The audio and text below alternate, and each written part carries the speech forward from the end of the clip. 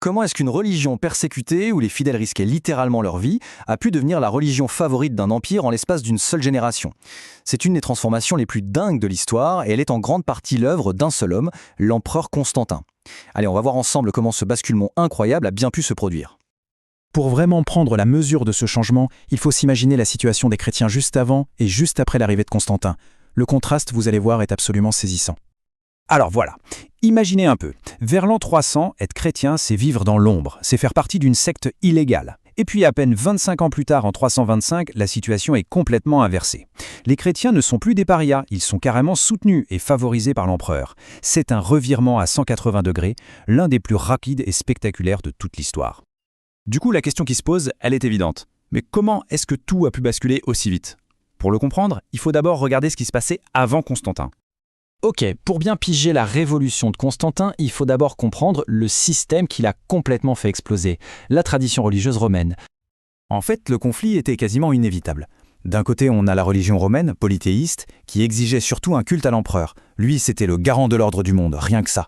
Et de l'autre, on a les chrétiens, un Dieu unique. Donc pour eux, impossible de se plier à ça. Pour Rome, ce n'était pas juste un petit désaccord théologique, non. C'était une trahison, une menace directe à la stabilité de l'empire. La réponse a donc souvent été brutale, des persécutions pour forcer tout le monde à rentrer dans le rang. Et c'est là, dans ce contexte super tendu, qu'un homme va tout changer. Son nom, Constantin. Et tout va basculer lors d'une bataille décisive qui aurait été précédée, selon la légende, d'une vision dans le ciel.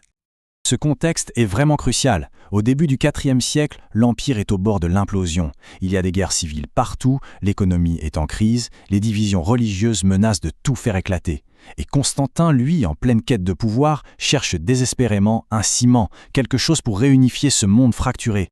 L'événement fondateur, c'est cette fameuse bataille du pont Milvius en 312. Constantin marche sur Rome pour prendre le pouvoir. La légende raconte que la veille de la bataille, il aurait vu un signe chrétien dans le ciel avec ce message « Par ce signe, tu vaincras ». Convaincu, il ordonne de peindre ce symbole, le chrisme, sur les boucliers de ses soldats. Le lendemain, c'est la victoire totale. C'est le début de son rapprochement incroyable avec le christianisme. Cette victoire militaire va se traduire quasi immédiatement par une révolution politique et religieuse, l'édit de Milan. Et ça va complètement redéfinir les règles du jeu pour toutes les religions de l'Empire. On est en 313, à peine un an après la victoire. Constantin et son co-empereur Licinus sortent l'édit de Milan. La définition est simple mais ultra puissante. C'est une proclamation qui met officiellement fin à toutes les persécutions et qui accorde la liberté de religion dans tout l'Empire. C'est énorme. Cet édit, il a 3 points essentiels. Premièrement, on arrête les persécutions. C'est la base. Deuxièmement, on garantit la liberté de culte pour tous, pas seulement les chrétiens, et ça, c'est un coup politique génial. Et enfin, de manière très concrète, on ordonne de rendre tous les biens qui avaient été confisqués aux églises. Le signal envoyé est extrêmement fort. Le point clé à bien retenir, c'est celui-ci. Le christianisme devient une religion légale et protégée. Mais attention, petite nuance, ce n'est pas encore la religion officielle de l'État.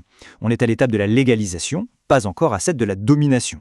Mais Constantin ne s'est pas arrêté là, à la simple tolérance. Non, il est vite passé de la protection au soutien actif. Il est devenu un véritable bâtisseur pour l'Église.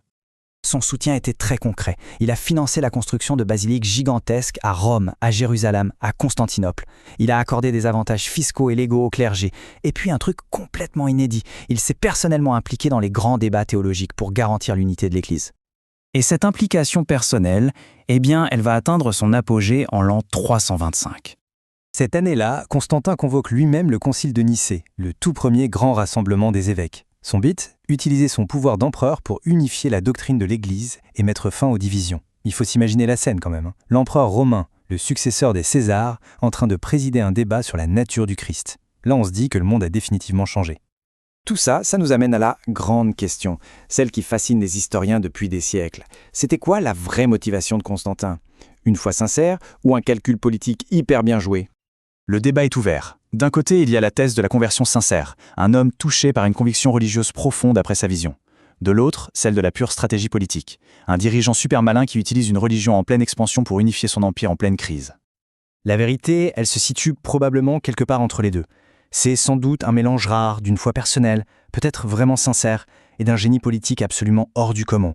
L'un n'empêche pas l'autre, bien au contraire. Mais au-delà de ses motivations, son héritage soulève une question fondamentale et même un peu vertigineuse.